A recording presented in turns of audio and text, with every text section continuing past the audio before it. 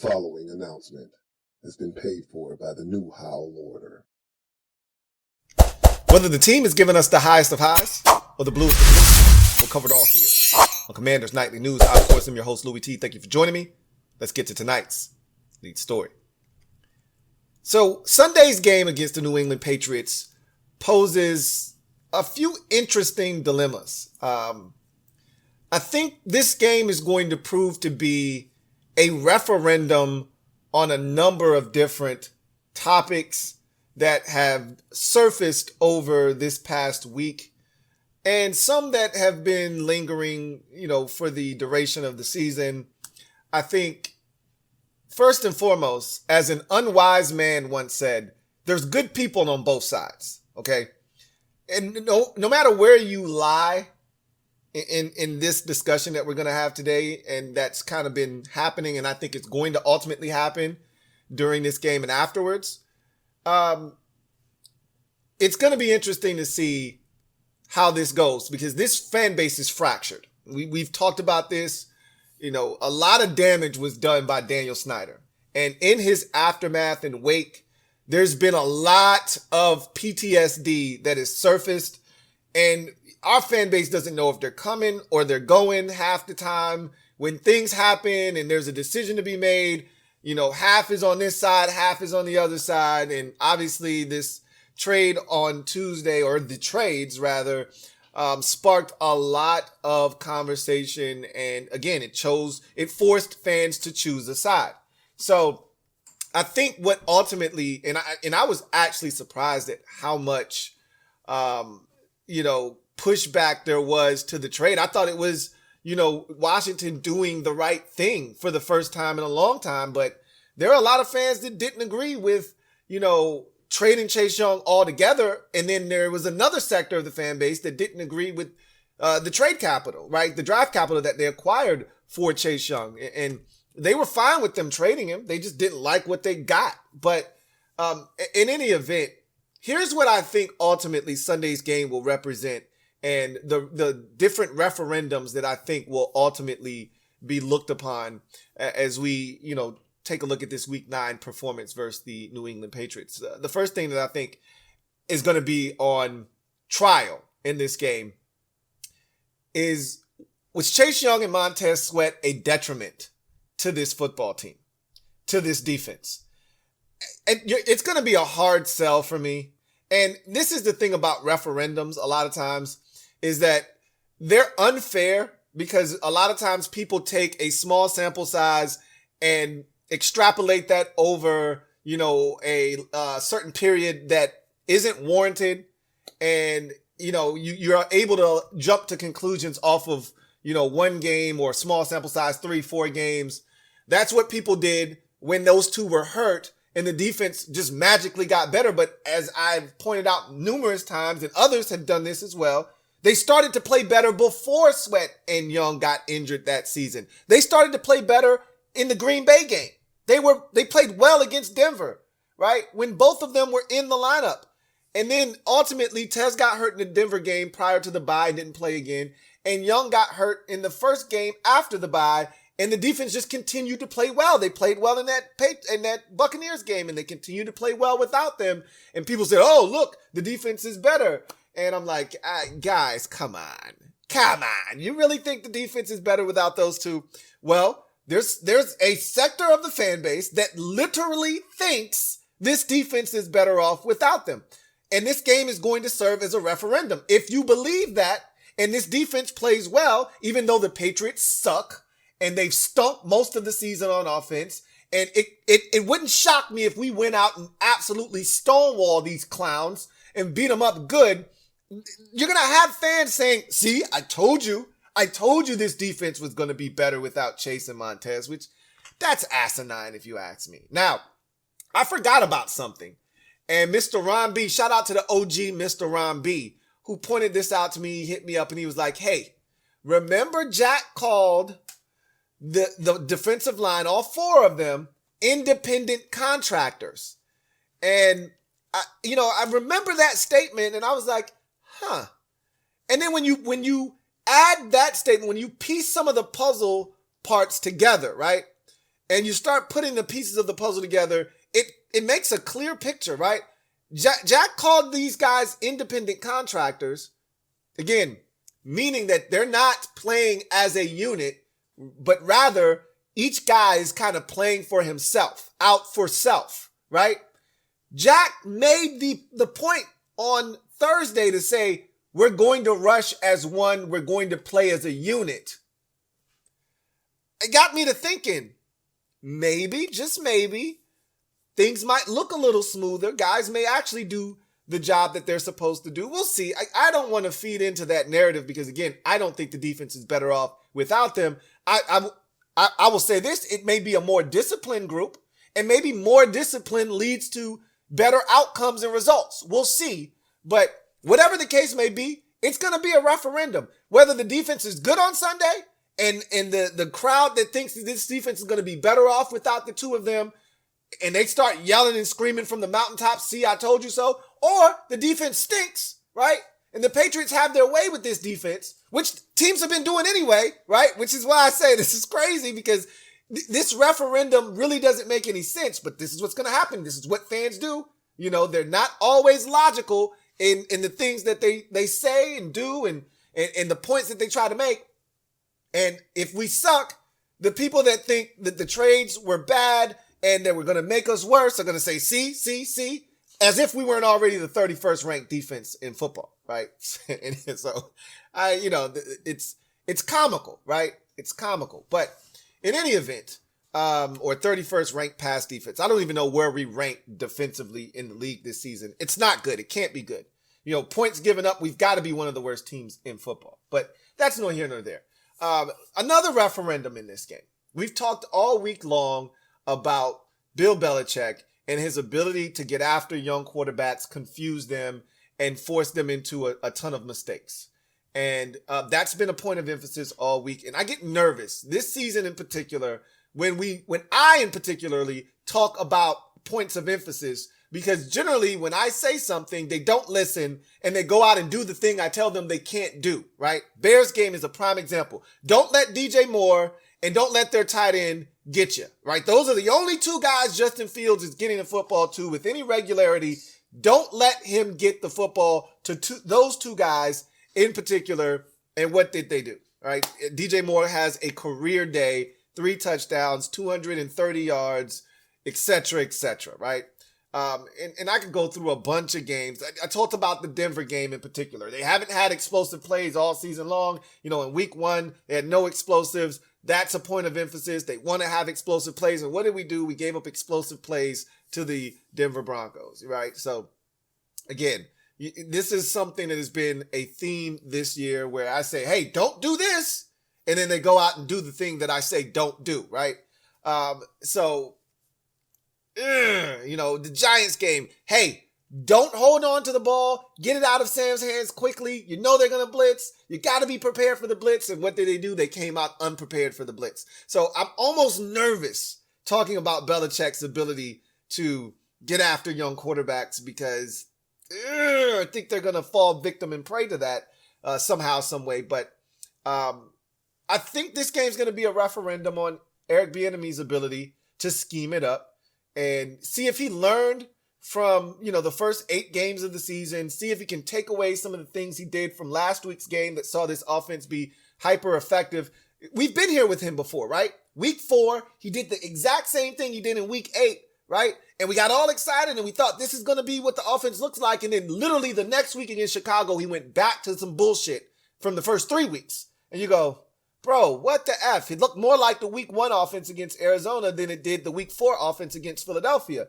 So I can't be assured that he's going to take all of the good that we saw from week 8 and apply it moving forward. The quick games, the screens, the getting the ball out of Sam's hands quickly, the max protects, and then the offensive line just holding up and playing well. But just it seemed like the game had rhythm and flow last week with Eric Bieniemy's play calling. It seemed like he had a good grasp of what needed to be called when, again, he could have mixed in more run, and he even admitted that himself. But all in all, it was a really good game plan. So I think this is going to be a referendum on EB. Like, You know Belichick's going to try to confuse your young quarterback. What are you going to do to combat that? What are you going to do to make Sam comfortable and to avoid the pitfalls that Belichick is going to throw at him? I think people are going to say, hey, Eric Bieniemy versus Bill Belichick. Who wins? And, I think there's going to be a referendum at the end of this game. EB out-schemed Belichick or vice versa. So I think that's another referendum that you're going to see in this game. And then I think the final referendum, and there could be several more, right? And you guys could leave that in the comment section if you feel like there are more. But I think the last one is going to be Jack Del Rio's ability to scheme it up against a bad Patriots offense. Like, they have no receivers. We talked about that all week. And that makes me nervous because here I am talking all week long about, and I've done this 15 times this season. And this season in particular has really pissed me off because every time I talk about some team not having something, not being able to do something, we allow them to do it. Haven't had any sacks, haven't had any turnovers, haven't had this, haven't had that, haven't had explosive plays. What do? We give it up. We make sure they get sacks. We make sure they get turnovers. We make sure they get explosive plays. So I'm sitting here telling you they don't have any receivers, and watch some clown we've never heard of come out and blaze us for 112 yards on 8 catches. And you're like, what the F, bro? Can Jack Del Rio find a way to scheme it up against a limited Patriots offense? Look, at this point, I don't know if there's any referendums left for Jack. I think we've all made up our minds on who Jack Del Rio is as a coordinator. And so I don't think this one is as big as the other two, because at this point, I don't think you really give a damn about Jack Del Rio and his ability to scheme it up at this point. You know what he is. You've already made up your mind about what Jack Del Rio is as a defensive coordinator, whereas at least EB still has a chance to change your mind if you're not sold. And if you like EB, he's got a chance to improve upon your confidence. And with, the first one, I just truly feel like there's going to be no right or wrong answer. Either way, somebody's going to feel like, see, I told you. And I'm like, I don't really know how you could come to that conclusion from this game in particular, because the Patriots stink on offense. So if the defense looks good, you're going to say, hey, look, I told you it's going to be better with Tez and without Tez and Chase. And I'm like, the Patriots suck. And if they get it done and you're like, see, I told you. Well, the defense sucked before they left. So it's like, how can you choose a side? But that's what fans do. Anyway, I think this game's going to have a bunch of referendums at the end, and I'm here for all of them. I'm just going to sit here, laugh, and we're going to talk about them because that's what you guys do. And I know you guys all too well. So I'm looking forward to seeing how you guys spin it this time around. So let's move on to in other news, where we find ourselves looking at the final injury report for week number 9 with these two teams. And nothing surprising here. It's pretty much what we've talked about all week. Curtis Samuel and Ricky Stromberg out of this game. I think we predicted that on Wednesday when they were out of practice that day. We knew those injuries were significant. We still don't know how significant, but we know that they weren't going to play this week. Percy Butler and Logan Thomas were limited early in the week. Percy Butler was able to practice full on Friday. Meanwhile, Logan Thomas was able to practice full both of the last 2 days. So I think both of those guys are going to ultimately play. Butler is listed as questionable, but I think he's ultimately going to play in the game. Meanwhile, for the Patriots, they had a bunch of guys that were limited, a few guys that hadn't practiced. And I said, we're going to keep our eye on 2 in particular. One was their tackle, Trent Brown. The other was going to be Devontae Parker. I told you Parker probably wasn't going to play. That concussion, he had sustained it against the Dolphins last week. He's not coming back in a week's time. And so you see he's out. Calvin Anderson, who is a backup offensive lineman, he's out as well with an illness. The other one was just Trent Brown, and he was able to go on a limited basis. I think he's going to play. Personally, we'll see. The other guys, all listed as questionable. Those guys are going to play. Maybe, and I told you the only other guy that I was really, truly interested in, if Devon Godshaw couldn't play, that would be pretty significant because he's another really good defensive lineman for them. But Christian Barmore was the only other guy that I was really, truly interested in. And he's been limited all week, which gives me confidence that he'll go. So I think all of those questionables will go. One or two of them may not go, but for the most part, all of those guys are probably going to go. So really, Parker is the only notable guy missing the game. And maybe it ends up being Trent Brown. We'll see.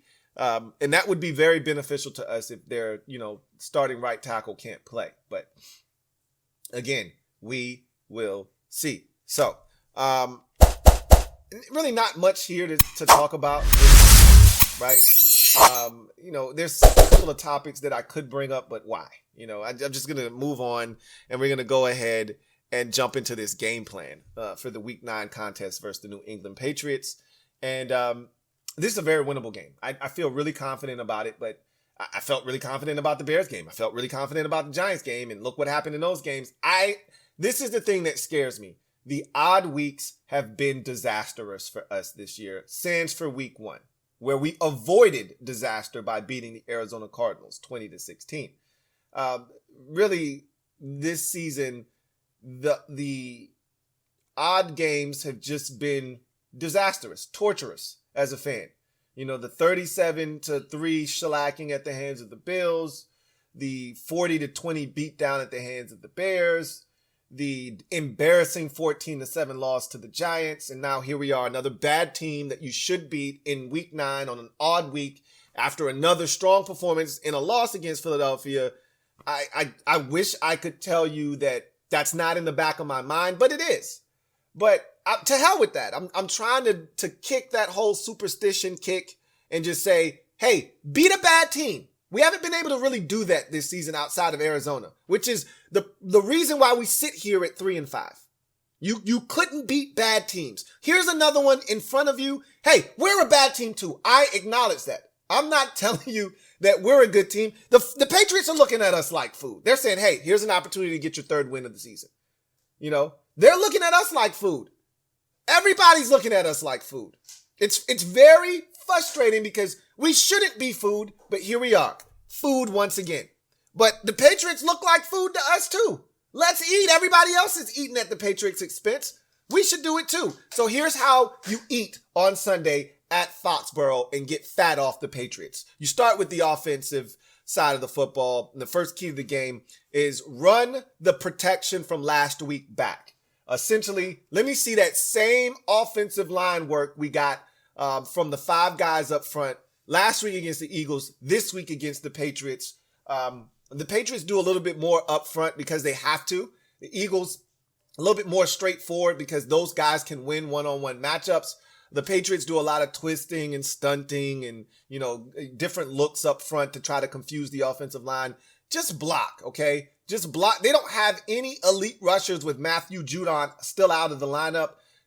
Block guys. Block the guy in front of you. If they run a twist or a stunt, communicate and pick guys up and give Sam the time he needs to carve this defense up, okay?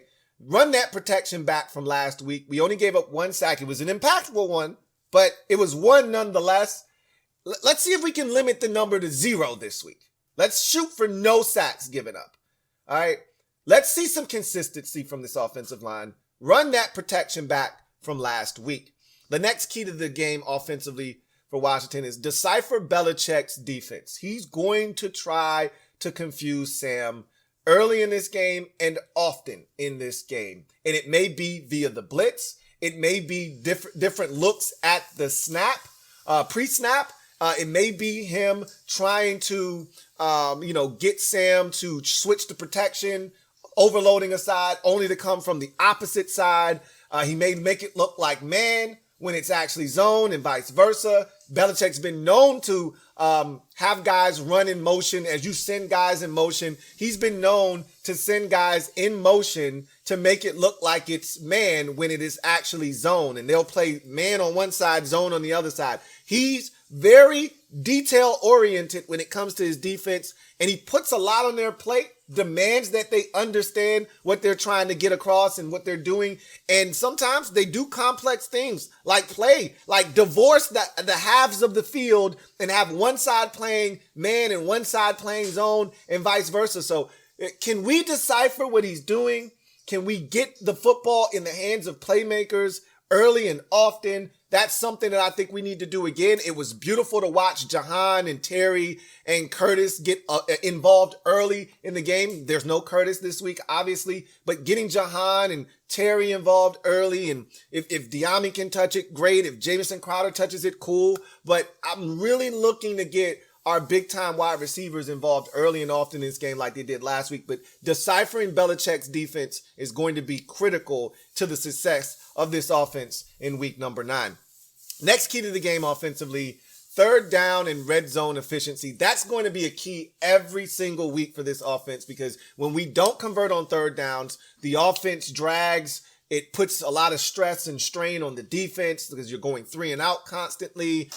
You're not getting enough plays. Then we start complaining about touches for Jahan and Terry and various players on the team. You're not able to get into an offensive rhythm. There's a lot that goes bad when you don't convert on third down. We converted at our highest clip since last year, week 10. Last week against the Eagles. Coincidentally enough, it was against the Eagles in week 10 last year that we had our highest third down percentage of the season last year. And we haven't had one higher than that until last week against the Eagles in week number 8. So can we duplicate the success from last week? We'll see. Again, that's going to be key. And then we've been a really good red zone team. I can't stress that enough. Sans for week 7 against the Giants. We've been really good in the red zone for the most part. If we get into the red zone, we need to continue to put the football in the end zone. This is a Patriots team that struggles to score. You put up touchdowns, you're going to make it hard on them because they haven't been scoring a lot of touchdowns this season. Final key offensively for Washington, avoid the mistakes. I can't stress that enough. We cannot beat ourselves. And when you're playing a team like New England, and again, we're not good, but we're supposed to be better than them in my mind. And maybe I'm biased, but their record says what they are. Our record says what we are. They're 2-6. We're 3-5. We should be better than them.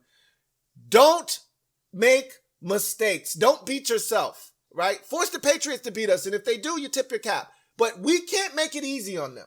And what do I mean by that? Avoid penalties, especially those that put you behind the sticks. You can't have a holding on 1st and 10. You can't have a false start on 2nd and 7. You can't make those mistakes that put you behind the sticks and ultimately land you in 3rd and long, which is going to put Belichick in an advantageous situation. And it's going to make it tough for us to do the thing that we need to do, which is be efficient on third downs. You can't have the turnovers. It's the great equalizer. The Patriots don't force turnovers. We've gone through this. We talked about this yesterday on behind enemy lines. They're one of the worst teams in the league at creating turnovers. So don't turn over the football, okay? Also, we can't have drops, right? Missed opportunities, missed throws. If a guy's wide open, Sam's got to hit him down the field. Conversely, you can't have guys dropping the football, whether it's, a little bit outside of your catch radius or you had to stop and adjust. Make the catch. Make your quarterback right. We have got to make sure that we apply pressure to the Patriots, and we can't make the unforced errors, the drops, the missed opportunities. We have to take advantage. They blow coverage. We got to find the blown coverage, and we got to make them pay for the blown coverage, okay? We have to avoid the mistakes, okay? So now you go to the defensive side of the football and the keys to the game, and you start with stop the run. I can't stress this enough. Mac Jones is the guy that you want to force beat you in this game, right? Force Mac Jones to throw it over and over and over and over again, because if you do, he's going to make a mistake at some point, okay? But if you let them get a balanced attack where they're feeding Ramondre Stevenson, and then they're feeding Zeke Elliott, and they're getting into a rhythm running the football, that opens up everything for them. It opens up play action fake. They've got tight ends. They may not have any receivers. They've got a bunch of tight ends that can hurt us, okay? So if you start letting them run the football, now all of a sudden the seams start to open up, these tight ends start to get loose, and all of a sudden you're having trouble stopping their offense, and Mac Jones gets into a rhythm, and now we're in trouble. Like, stopping the run is paramount, and making Mac Jones feel like he's got to put the team on his shoulders. That's when he makes mistakes. That's when he turns it over. That's when he throws pick sixes. That's when the game gets away from the Patriots. That's when they lose. That's why they're 2-6. Okay. Next key defensively, take advantage of a depleted Pats wide receiver core and also limit the tight ends. Because they don't have a ton of receivers that scare you, they're going to try to take advantage of one of the strengths that they do have, which is their tight end position. They've got Mike Gesicki. They still got Hunter Henry. Pharaoh Brown is a really solid third tight end. They can hurt you at the tight end position. Tight ends have not been our strength in terms of stopping guys over the years. We've actually haven't done a poor job of that this year, but still, I get nervous anytime a team approaches us with tight ends because our linebacking position isn't the best. Right? And we saw that against the Giants. And a 3rd and 12, and it's an easy seam route touchdown for the Giants tight end from Vegas with Darren Waller. So, get a little nervous, but you got to take advantage of the fact that they have no receivers. This should be an opportunity for Washington's secondary to get right. But as we know, we are the elixir for everyone. So, what probably ends up happening is they discover a guy, a guy that has been buried on the bench, has a career day on Sunday. That's the likelihood, but we'll see. Just limit the tight ends, okay? Limit the tight ends. Next key defensively, force at least one turnover of Mac Jones. That is independent of any other turnovers that they give us. If Zeke Elliott decides he wants to fumble, cool. That's not included in this. If they decide to turn it over 3 times, that's fine. I just make sure one of them is from Mac Jones because he's been a turnover machine this season. And when you get to him, it's not just any turnover. These are pick 6 type of turnovers. Last week, he threw one to Jalen Ramsey that probably should have been a pick 6. If he cuts in instead of jumping over a guy that got blocked, if he just cuts it back, I think he scores. He decided to jump in the air, and that allowed guys to catch up to him, and he ended up running out of bounds. I think if he just cuts it back, he probably scores. That said, he's thrown 3 pick 6s this year. Okay, he's been very generous with the football. Hence, he's been benched multiple times this season. I like our chances to get after him, make him uncomfortable, and force him into a mistake or 2. I'm asking for 1. Turn it into a Desmond Ridder type of situation and get 3. That'd be awesome. But just make sure you get 1, okay? Just get at least 1.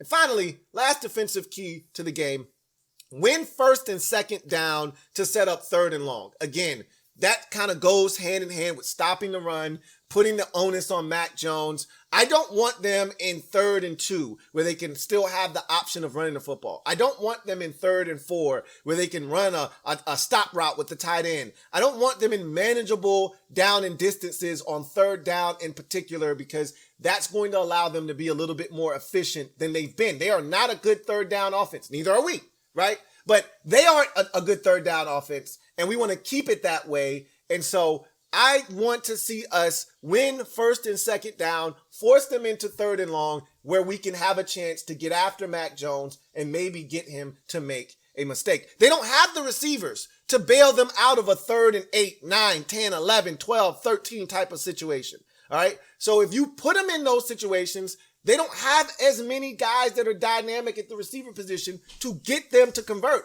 So again, 1st and 2nd down is going to be paramount in this game to set up 3rd and long. So with all that said, we move into my final outcome of this game. I'm confident. You know what has me confident and nothing else does. Everything screams we're going to lose. We're going to do all the things that I said we can't do. We're going to do those things and we're going to allow the Patriots to beat us. And that's what's happened over the first 8 weeks of the season in these odd games for the most part, weeks 3, 5, and 7.